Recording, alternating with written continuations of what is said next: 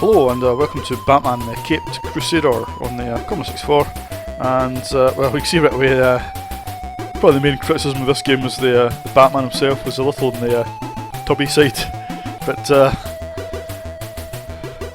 guess that's just the Commodore 64's fat pixels for you, but it doesn't look too bad when he's facing on towards you, but it does look a bit chubby when he's walking. Right, so this is arcade's adventure. You see at the top left there it says insert the disc. So there's a number of screens have little clues to tell you what to do. At the minute we don't actually have the disc. We're just going to a status panel. We don't actually have the discs or anything.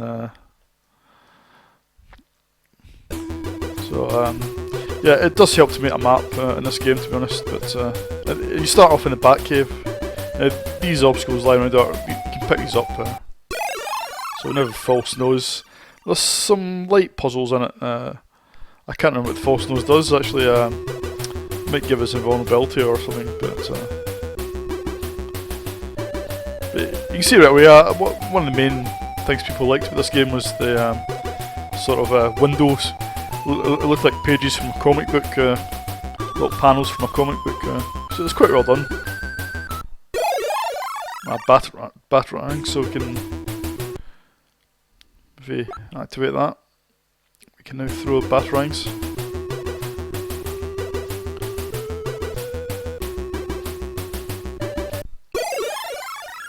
Lockpick, that'll be handy.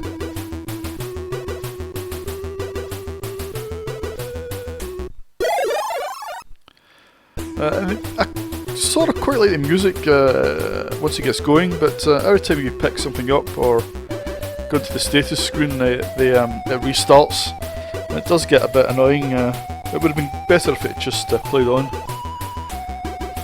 Music by Fred Gray.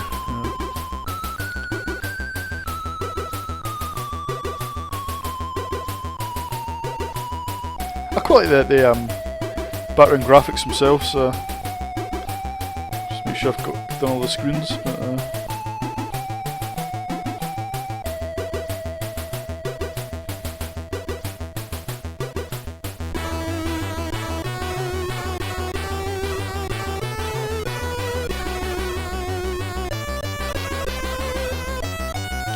so it says 4 broken machines. So tools. I think I missed something. What I'll do is I'm getting a fit for the music. You can turn the music off actually.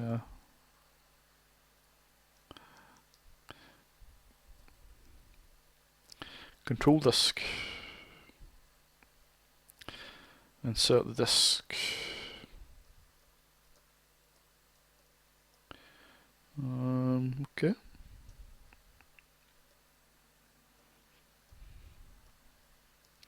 This is broken.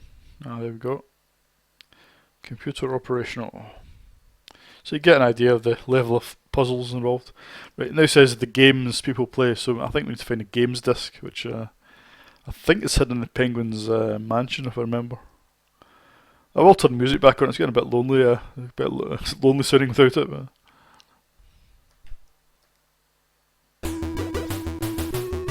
so we're now outside in the street, and you're really under bombardment from lots of things really, but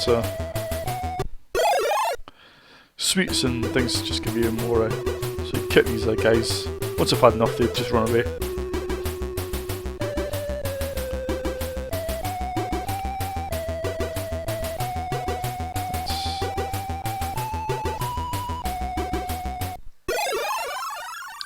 I think the trainers make you run faster, but I think you've got a limited amount of time. So you probably get the idea. I mean, it's fairly it's reasonably well done. I think as far as these sort of games go.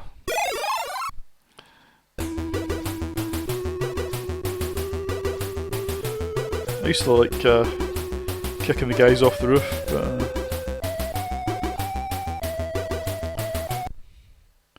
so better have a sweet top up our energy.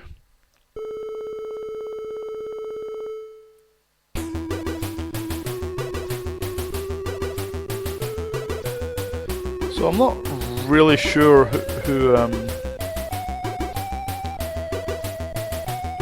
designed this game. I've got a feeling it's some of the people from Denton Designs, partly because Fred Gray's involved, but also just the overall look and design of it. It feels very much like a sort of Denton game, or special effects. In fact, it is special effects, isn't it? So yeah, it's people some people that came from Denton Designs. Yeah, I think it is a special effects game now that I think about it. So it's probably Karen Davies did the graphics and Tony Pronkert did the programming.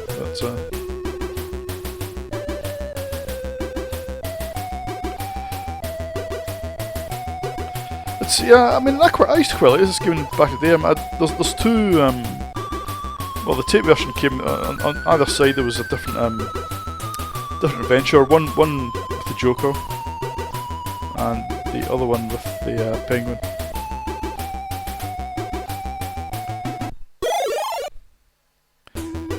The Joker one's more sort of set in the Batcaves and set in the Joker's crazy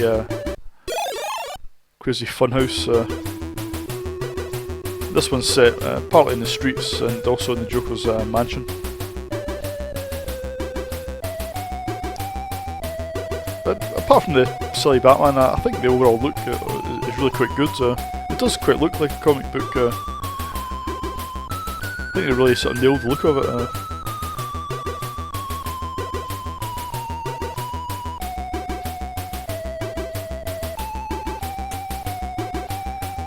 And it's a game with sort of long-term sort of lastability. I mean, it's got a lot more lastability than the Batman the movie game that came out a year or two later. This takes quite a bit of mapping and exploration to complete it. So definitely a bit more to this game.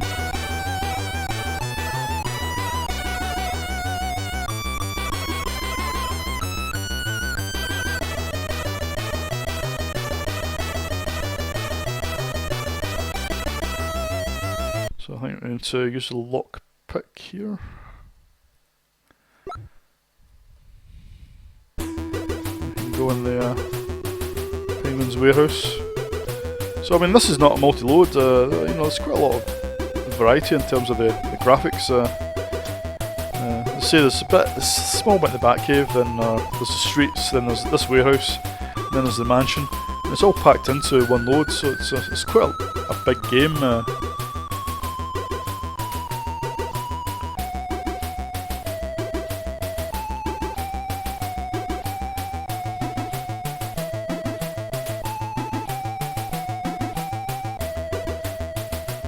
I mean, even though you're under constant attack, your energy doesn't go down too fast. You can normally find enough sort of drinks and things to eat just to keep you top.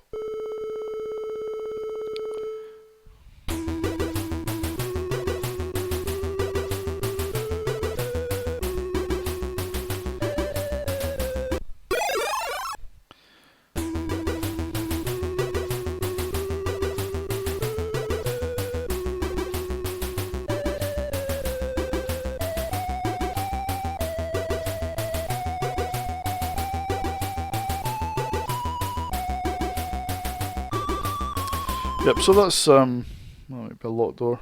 So that's Batman the Caped Crusader for you. It's quite a decent arcade adventure. You definitely need a map, or you have to make a map, or find one at least. It's very hard to make good progress without a map. So if you don't like doing that sort of thing, then you might not like this game. But otherwise, there's not too much to dislike about the game. I think it's reasonably well designed. It's definitely possible to complete. I've managed to complete both the scenarios back in the day.